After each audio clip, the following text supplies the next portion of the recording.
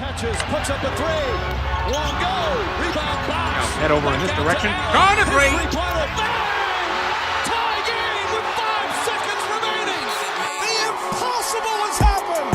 Pass is intercepted at the goal line by Malcolm Butler. Anthony for three. Puts it in. Bridges. Oh my God. Oh, what? Oh, blocked by James. LeBron James with the rejection. Curry way downtown. Bang!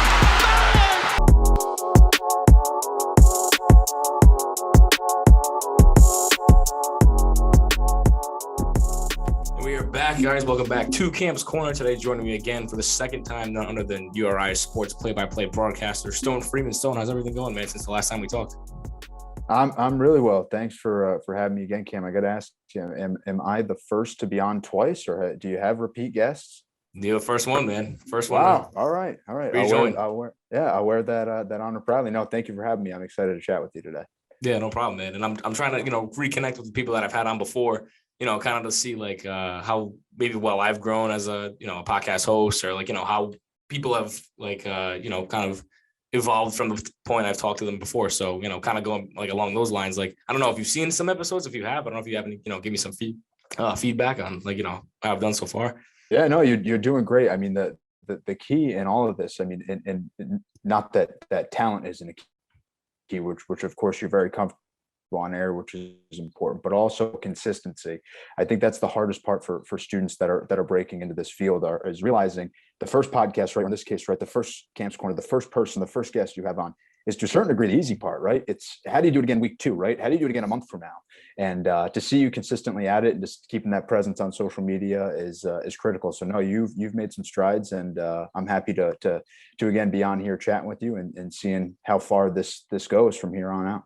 Yeah, I appreciate it, man, for sure. And like, I can't wait to, officially be on campus next year in my first year at URI. So that's going to be pretty cool to see, like you more often in person. I know we met that one time, like when URI played Bryant, I saw you on the court and stuff like that. So that was cool. Kind of going back to like your most recent event that you've hosted, you talked with, 5-time Olympian Shaun White, 3-time gold medalist. Like, I guess kind of along those lines. How was that experience for you most recently? Yeah, that was killer. And it's one of these things where, you kind of get lost sometimes in Olympic sports. I'm sorry, the non-Olympic sports, which are just traditional, those 4 major American sports: football, basketball, hockey, and baseball. And I've been largely consumed over the last, 18 months or so with basketball, both men's and women's, and football. So to add some type of Olympic sport into the mix is always fun. And I remember, I think it was my first year out of college at URI. When I was still in grad school, though, I did public address announcing for a track meet. And I remember even that was such a cool experience. And Shaun White is in a different category, but similar in terms of this unique type of athlete, right? You're not talking to a basketball player or a football player, right? You're talking to somebody that, again, Shaun White has that celebrity side of him because he's really a transcending athlete.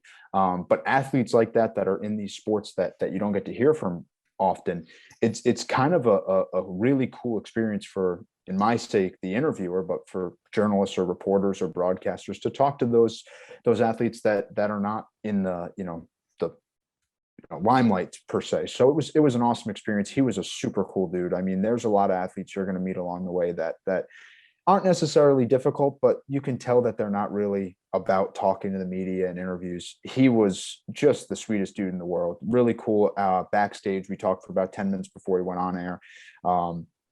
Took pictures with the student entertainment committee at URI, and gave us some really good answers. And then there was a swarm of students that found him after the event. And you never want to see that happen to these people. They're giving up their time to kind of come and speak to you, but he was so gracious and took photos and autographs with every student that came his way.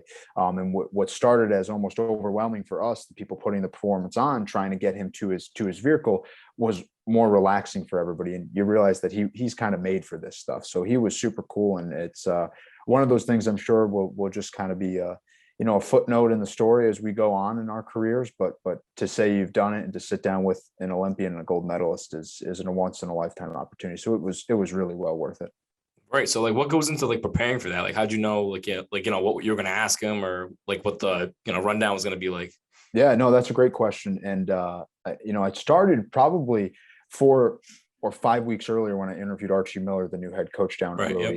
Yep. And I had taken a unique approach to that interview. I had really, I was sitting right in this, I mean, I'm in my dining room now, but my roommates were home. They were in the living room, which is right behind me. And none of them are URI alums, but I just said, what would you want to hear if your alma mater, if your school just made a hire? And I got really good feedback from my roommates, like really like, if one of my buddies went to South Florida, one went to Syracuse, and they were like, if this person took over, right, I want to know this. If that person took over, I want to know this. But for your situation, right, you're coming off of as great of a dude as David Cox was, kind of a struggling past 2 years, right, energy and scheduling and things of that nature. And I put all that together. I did the interview, and it was like, wow, those guys helped me out. I did the same thing with this one. I told my friends, and one of them was a pretty big skateboarder when we were kids. And I was like, what would you want to hear if you were in the audience? And he gave me some pointers, and I went online and I just started digging, right? Because I knew Shaun White. I remember watching Shaun White as a kid. I watched his final Olympic run just this last year. I can remember where I was when, he won the gold medal in Vancouver. Like, I can remember all these things. But I had to kind of piece it all together. So then the next step in the process was researching, making sure I got the lingo down, right? There's a difference in snowboarding between snowboarding and basketball, right? Like, you can't do a 720 in basketball. Mm-hmm. Nobody dunks a basketball like a 720 degree rotation, right? But Shaun White's done it. So learning those, and it was a cool little moment that I probably am the only one that noticed, but there was some trick. I don't know if it was called a McTwist or 1700. I've since even forgot it, but I said it and I almost like struggled to say it during the interview as if like hesitation. And he was like, no, you got it, man. Like right on. So that is all worth it. Those are the little details that you got to get right to build that trust, in this case with a 5-time Olympian, but for my bigger responsibility with the audience, with the venue, making that an event. People are paying money to see something like that, and you want to make it well worth their while. So that's kind of what the preparation was like. I really fall back on my teammates, which are family, friends, coworkers. What do they want to hear, right? You're the listener. What would you want to hear? And taking that to heart and kind of making sense of it. Yeah, most definitely. And talking to somebody like Archie Miller, I mean, was that live, or was it kind of like pre-recorded and then it goes out after the press and everything? Yeah, it was pre-recorded, which is a great question. But the downside to pre-recording something, and this is something that I know a lot of people can certainly relate to. When you're live, right? Like we're doing something right here that isn't necessarily live, but you press record and we're going, right? When you have that instinct, if you stutter, somehow you, especially somebody like yourself, Kim, that's starting to do this more often, right? If you stutter a bit, you just continue your thoughts, right? Because you know that you're recording. When you do something pre-recorded, though, you almost get caught up in your own mind because it's like, well, I can take a second take if I want to, but now I have a head coach sitting next to me that clearly, like, I shouldn't say it clearly, but you could tell he had done a long day of media. It was a lot for him and his wife to get from Arizona to Rhode Island to wherever they were staying next, right? Layovers here, there, everywhere. And you could see that this was his final interview, right? So it was fun. It was exhilarating. It was pre-recorded, but I wanted to make it as live as possible because I was conscious of his time. So, but yeah, it was a super fun experience. Yeah. And something like, going back to Shaun White, like that wasn't necessarily like live, but it was a live event in the fact that people paid money to go see it, like you mentioned, and stuff like that. So you want to make it as, whatever they want to hear. And you, like you said, can construct it with the feedback from your friends, your family, and things like that. So, I'm kind of going along those lines a little bit, kind of learning, how to not kind of stop what I'm saying. Like if I think of something, but like I think before I say it, or I say it before I think it, something like that, like I'll get caught up. I'll realize I get caught up in my words, like talking with some like bigger name people. Like I'm talking to Tim Sinclair on Friday. He's the PA announcer for the Chicago Bulls right now. And he does the Chicago Bears. He does the Chicago Fire. And he works at the University of Illinois too. So talking with somebody like him, that's one of like my first like kind of big name people. Like I've talked to some big name people before, but like you said, you want to make it as clear as possible. So you look as professional as, when you're doing it, even though it's not live, it's something that you want to just perfect. 100%. And that's so critical. I mean, it's so important to kind of know your position, but also know that, whatever you're talking about, right? In this case, some of the guests you've had are obviously athletes, but also like this conversation, right? Or the one that you're going to have eventually with the PA address announcer is we also all will take away from, like, I can remember doing my first podcast and I can remember doing interviews with, John Rook, who was Providence College's play-by-play guy, or Bob Sosi, because I was huge into play-by-play, and Bob Sosi, who's the Patriots play-by-play man. And I remember doing these interviews, and like, you put in all the effort, you coordinated around this person's schedule, right? So to a certain degree, you're putting a lot of effort in exactly to that person. And that's what you should do. Yeah. But then there's like this quick switch that'll go, wait a second, like they clearly have agreed to do this with me. Mm-hmm. They've given me 15, 25, sometimes a half hour worth of time, right? Let me have a little bit of fun here, right? Let me decompress a little bit. And if you stutter, right? You keep going. Think about if you have a conversation with your best friend.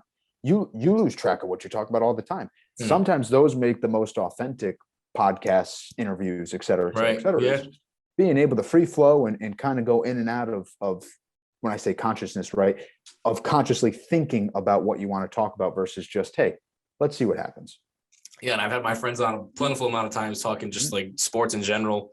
We, fortunate enough to record an episode at the Johnson Rec, right down the street from my house. Nice. We have like 6 of us. We just talking about the NBA and, things like that. So when people mess up, like that's kind of like gold. Like, not like maybe professionals too, but like if they mess up or, do something that's like they didn't mean to do or say, stuff like you said, stutter or something like, and we all laugh. Like everyone wants to see that. They love the bloopers and stuff like that. People are people, we're none of us are perfect by any stretch. So some of us like to think we are, but sometimes that person comes out in an interview and there's nothing wrong with that. If anything, like you said, it makes it more authentic. It makes it more real.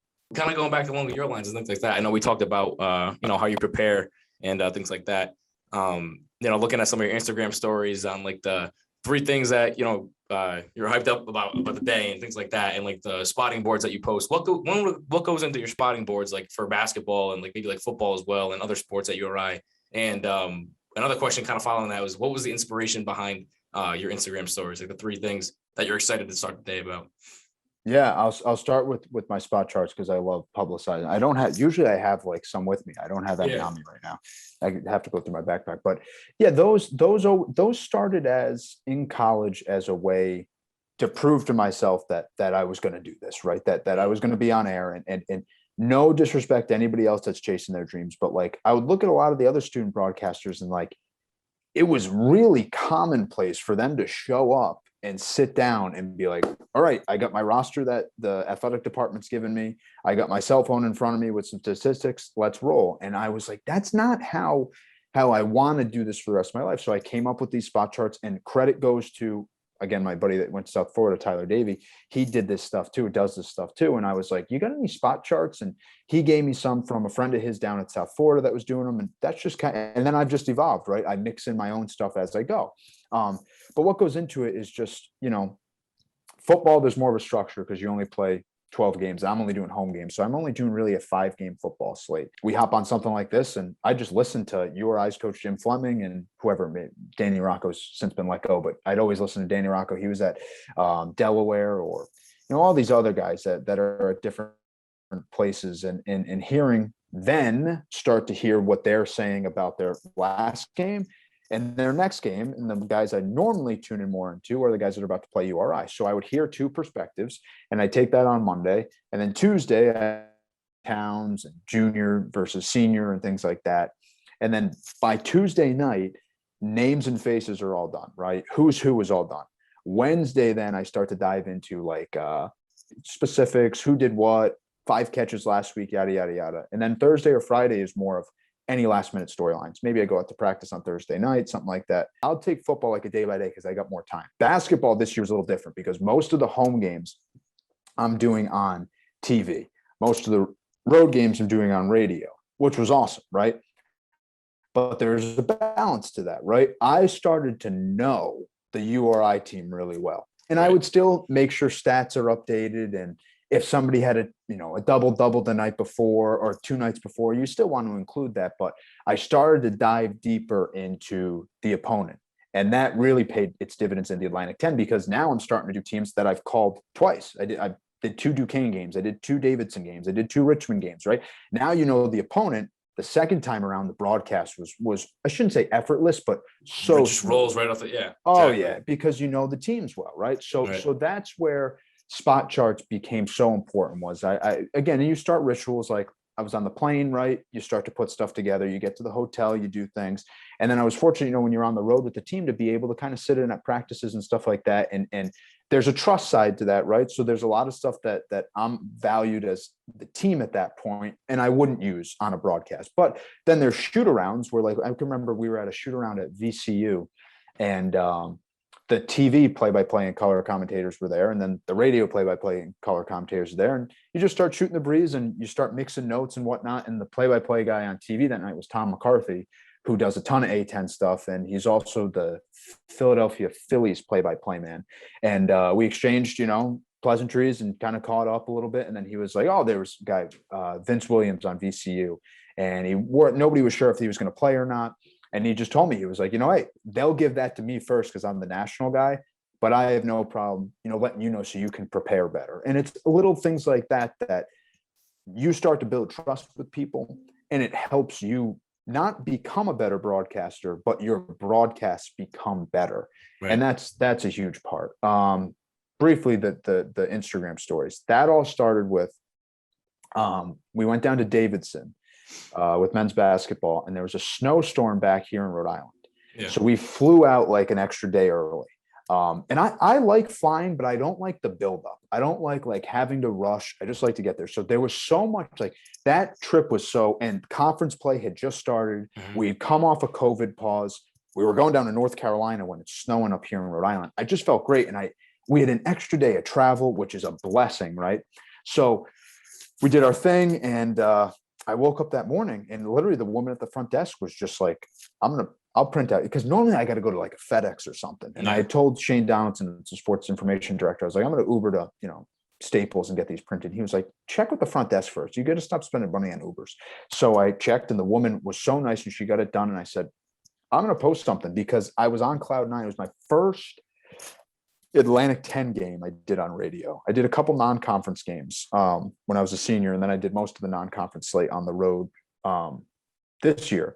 But it was my first conference game, and the season kind of derailed for us, but there was a different vibe. We were 11-4, I think, right, to start the year. We lost it. We ended up losing to Davidson, but those first couple games were so fun, and I really bought into the whole, like I just said earlier, like, there's a trust factor. Like, people have bought into you. If you weren't ready for something like this, Stone, you wouldn't be here, right?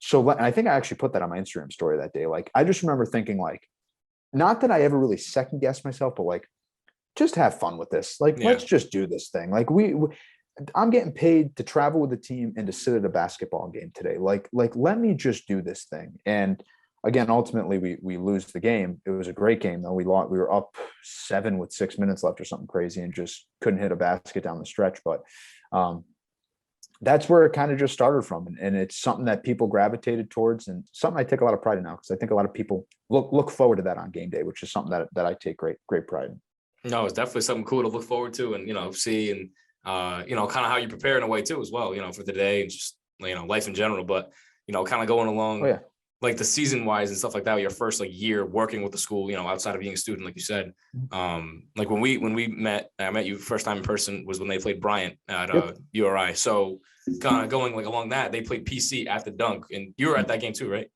That was actually that was a really cool experience. I did radio, but I did color commentary, which I'm first to admit, I'm not the best color commentator, because I do believe that, and I think there are great color commentators that don't have playing or coaching experience, but from the fan's perspective, a fan gets the most out of a color commentator that's played there. So, but when I've done color before as a student, and I remember my emphasis was always on not questioning as much as observing. Yeah. And I got to do the game with Steve McDonald, who is, for all intents and purposes, the play-by-play man for URI. Last year, he had just stepped aside on road games because of the pandemic and whatnot, and I took his spot. But getting to do that game with him, first, you're from Rhode Island. Like, there's a different aura to that game. And I say that not calling it a rivalry. Like, I think it's a rivalry, but everybody can have their own interpretations of it.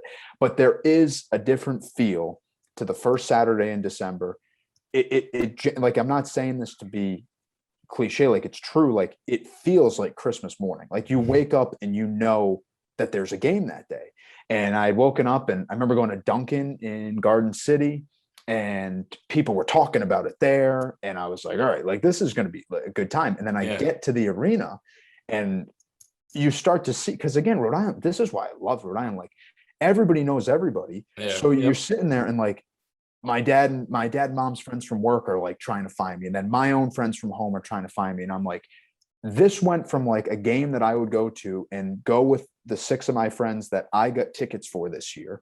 But instead, now back in the day, we would like scalp a ticket to this game and we drive, you know, if any of us even had a license, we would drive to the Dunk or to the Ryan Center and try to get in.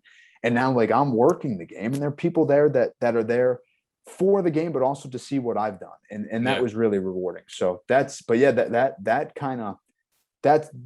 just thinking about this today, actually, that there's going to be something's going to have to come along in my life that caps that, but it's going to have to be crazy because that is one of the cooler experiences I think I've had. Especially players that played like in Rhode Island their whole life, like someone like Sebastian Thomas, who I've known like my whole life, like growing up playing basketball, like seeing him like coming from Providence and then playing in the Dunk, like a place that he grew up in, you know what I mean? It's like so surreal. Someone like David Duke as well, playing with the Nets. Like, it's so cool to see where these guys have like brought themselves. You know what I mean? 100%. I mean, I've always said it, you know, like that. I got a lot of PC friends. I live like where I am currently right now in Warwick is right on the Cranston line. Like the Dunk is less than 15 minutes from my house. Like I love going to PC games. I don't love Providence College, so I'm not afraid to admit that. But it's when you see somebody do something that you know, I think it's the same thing with Quiddy Pay at Michigan, right? Like when you get to see these connections, these people that go on and play. I remember Davida Dale came out of Providence and went to Syracuse for women's basketball and then transferred to URI, like seeing and following her career. And now she's playing overseas. Like there's just like a different vibe to the state of Rhode Island that I think is so authentic and unique to us. And back to our initial point, the PC URI game has such like a unique fit into that environment is seeing people at that game. It's like a homecoming for a lot of people, right? It's December, the holidays are right around the corner. Like you get like a different vibe. So this year I'm happy it's back at the Ryan Center. It hasn't been at the Ryan Center since 2019. So to get us back in the Ryan Center in 2022 will be fun. But yeah, that's seeing a guy like Sebastian Thomas, David Duke playing in any game, but getting to play in that game, I get it. There are far bigger Big East games on the schedule for Providence, far bigger A-10 games on the schedule for Rhode Island. But to see the two of them play every year, it's just a tradition that I want to be a part of for as long as I'm doing games, for sure.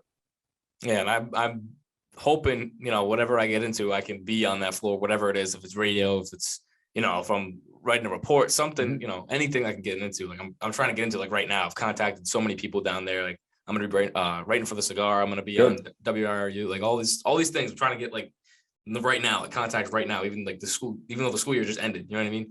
So, but just trying to be as consistent as possible. That's what you got. And I mean, again, you can appreciate this because again, you're from Rhode Island, but I remember literally like, I think it was 2011. I went to the PCURI game with my best friend at the time, Rob Bernard. We haven't really kept in touch actually, but Rob was a great friend of mine.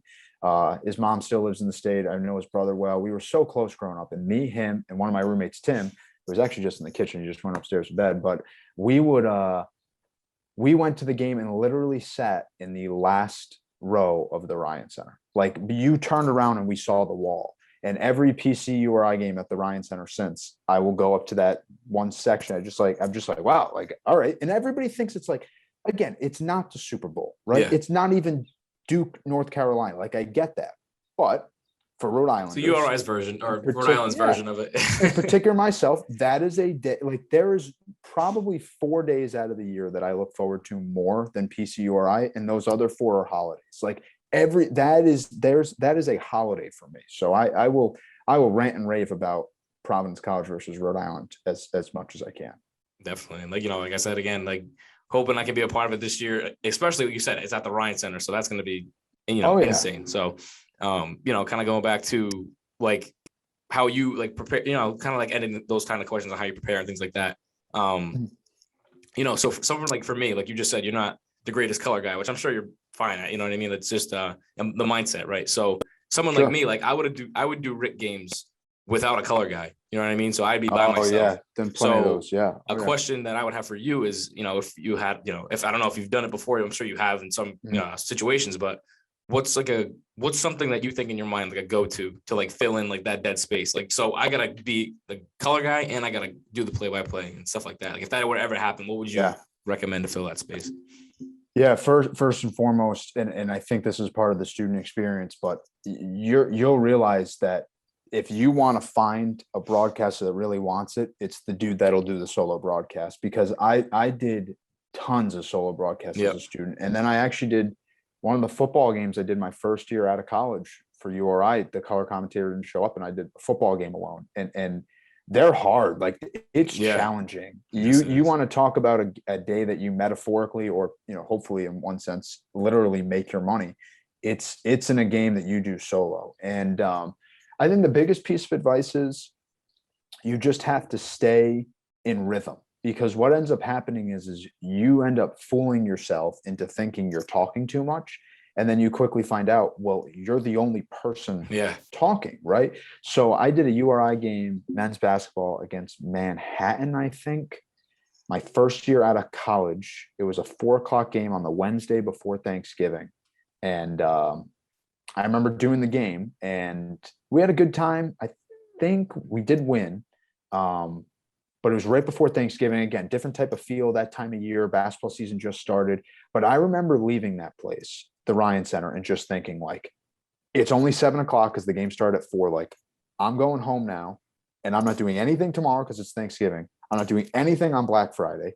And I don't know if we played Saturday, if I had a women's game Saturday, but I said, like, I don't want to speak until Saturday morning. And I remember thinking, though, that like there's a reward to it, though. Like, you battled that. And when I say battle, like I say that loosely, like I get it's not brain surgery, but like you have to fight through a 3-hour broadcast being the only one. Like, a lot of the stuff you're going to learn while doing a broadcast by yourself, you don't realize it until you have a color commentator. And now you go, aha, I don't have to talk as much, right? I can bounce ideas off of this person. And then that's where you get a more authentic conversation, because you know that without that person, it's probably not the best broadcast. So it's a unique experience, but it's one that you will get vastly better if you have those under your belt. I'm not saying that's ideally what you want to do for the rest of your life. You probably want to get to a point where you're doing a game or a broadcast or a podcast, with another person where you're getting paid to do it. But even solo podcasting is an art form. And I did that for a while too, if you know your own thoughts, you can get anybody else to think your own thought. Doesn't mean you're going to get them to believe them, but you can get them to follow the bouncing ball, right? And I tell that to my students all the time that I teach. They'll get up in front of the class and I'll always say, do you know your thesis? Do you know what you're trying to say? No. How are you going to get the audience to do that? You do solo stuff, though, right? When you do a solo broadcast, you do a solo podcast, you have no choice but to prepare and make sure you know what you're talking about, because you're the only one listening at the moment when you're recording it. So there is real value in doing things alone. So my advice to you would be, if you can jump on a solo call, do it. If I could go back, I'd take just as I'd never turn down a solo broadcast in hindsight, because it develops you in a way that you can't really understand until you've done it for a couple of years. Right. So I've called Rick, just this year alone, I've called like almost every basketball game. I called women's and men's. I called softball. I called baseball, lacrosse, and I did wrestling. Right. Wow. So I can probably count on my hands how many times I've done like solo or with somebody else. Sure. So with what I did was through basketball and softball and things like that, I would, like you said, kind of just make it go along, make it flow, whatever. And once I had that color guy with me, it was like, oh, he's kind of like, cutting me off. But it's like, that's the point of having a color commentator. And then like, you just jump right into it right after that. And it just flows so smoothly. And I completely understand like where you're coming from with that. Yeah, I think that comes down to chemistry too. And that's one thing that you have to navigate, right? And everybody, I mean, I might have even said this on your podcast last time, but my two main color commentators I've worked with consistently was Jack O'Mara, who was just another student, and he does some play-by-play work and PA work down at URI too. He works in the ticket office, but we graduated together. And him, and then Shane Donaldson, who's the sports information director that I did most of the road games with this year on radio. long story short, the two of them did not play basketball or football at all. Like if you saw the two of them, like they're just average dudes like me, and we show up and we're the radio team, right? But our chemistry and the fulfillment that I get at the end of a broadcast with the two of them is on, it's perfect. I mean, it's the same thing. I do football games now. We're going on year 3 with Kyle Rowley, who used to play quarterback at Brown. He does have that experience, but what makes him and I work well together is we know each other now, right? Same thing with the chemistry with Jack and I, is that we know each other. So Kyle and I will talk, the Thursday before a broadcast, and then Saturday morning when he gets to the game, we outline everything that we're going to talk about, right? What guy stuck out to you? Because he looks at the game from a different perspective than I do. And who looked good to you, right? Because he'll watch film far different than I do. This guy looks good. I don't even have him on my notes, right? Well, this is why we're doing this, right? You write them down, and then that might be the guy that we're talking about in our pregame show. And all I got to do is go, the second string running back for James Madison is whatever. Stone Freeman, he looks to, give havoc to the Rhode defense. Kyle, what did you see on tape earlier this week? And all I did was, in our business, we call it, teeing him up. I put the ball in the tee. I let him hit it down the fairway. Like, let him do his thing. And all that starts, though, with the games that I did with somebody that I just had the chemistry with, because we are so used to just throwing it in the air and letting the other guy hit it. I would tell Jack all the time, we go to a commercial break. This is doing student radio. And I'd say, what do you want to talk? I'm the play-by-play. I'm doing enough talking. What do you see? What do you want to talk about? Because you're watching the game. And Jack would say, such and such, or so-and-so just got carted off the field. And, you didn't even talk about it. You didn't see it. That's what we're going to come back to. And those, again, you got to have bumps in the road. So what you're saying, chemistry and talking over one another, all that will soon all of a sudden translate to that person knows you, and you'll start getting hand gestures from them where they'll start going like this. And that'll tell you, hey, keep going, man. Like, I'll wait for you to finish. And then you start to know each other even better. And the hand gesture goes away. They're just waiting. They know when you're ready to go, and you roll with it. I mean, it's weird how it's like riding a bike. It's weird how these cliches work for one another, but everything all of a sudden just meshes together. No, I agree with you 100%. Like when I would do the broadcast with my friend Cody, he's actually his first year too, working like outside of college. Good. He's he would do like, he would hop on some of the broadcasts and do play-by-play. Like he would have to do like the big things like stats and all that stuff, because his job entails more than just doing broadcasts. But when we had the opportunity to, it was just so easy because I knew Cody since I was a freshman in high school and he was a senior. So seeing him years down the road at the school that I'm attending, the first 2 years I attended, we just kind of clicked, and it was so easy just to keep going and going. So I definitely agree with you on that. And like I said, coming to URI, I hope, that'd be cool. Maybe one day me and you could hop on one or something, whatever happens, like, how the, scheduling and how everything pans out. Like that would be, something cool for me to experience as well, as well. Oh yeah. If I've learned anything, the Shaun White is such a good example. Like there's going to be so many opportunities that'll come a person's way that you don't even see it coming. Like it'll just happen. So yeah, you stay at it, stay, right place, right time. And it's weird. Like I said, it's weird how it works, but like these things just fall into place if you're working hard and other people are seeing how hard you're working. Most definitely. And again, I appreciate, the time. I know we got to kind of cut it close, had a couple of miscommunications, here and there, but it's, it's all good. I know everyone's always so busy around this time of year, around like the end of the year for URI as well. But to kind of cap everything off, I just want to know your insights on what you think, what you're expecting kind of for like these upcoming seasons with all these new like pickups, one for URI basketball, being like at the top of the list, football as well with all these new incoming students and everything like that.